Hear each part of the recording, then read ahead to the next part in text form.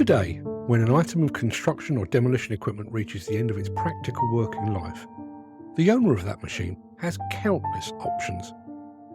The machine might be retained but transferred into a less demanding application.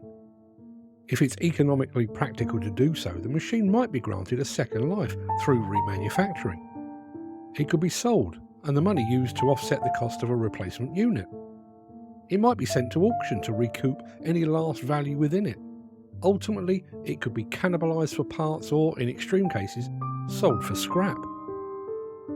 But what if it's the fuel rather than the machine that's reached the end of its viable working life?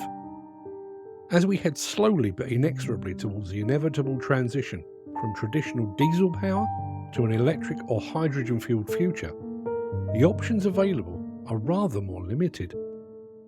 There will be no shifting of a machine into a less demanding application, because even reduced emission levels have been outlawed. It will become increasingly more difficult to sell that used machine because no one else will want it. Even the tried and tested system of selling machines to countries that are less concerned with all things environmental will be slowly eradicated. The machine might still be cannibalised for parts, but with each passing year there will be less and less commonality between the diesel-fueled machines of today and the future-fueled machines of tomorrow. So when electricity, or hydrogen, or a combination of the two becomes the industry's fuel of choice, will we see a glut of perfectly serviceable machines being scrapped?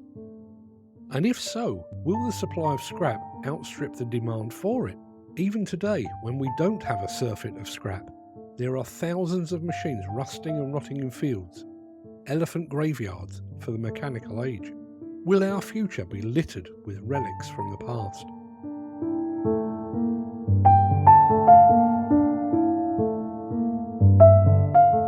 In some ways, that would be a fitting end. Long dead machines being consumed by grass and trees, as Mother Nature reclaims the equipment that has caused us so much harm over the years.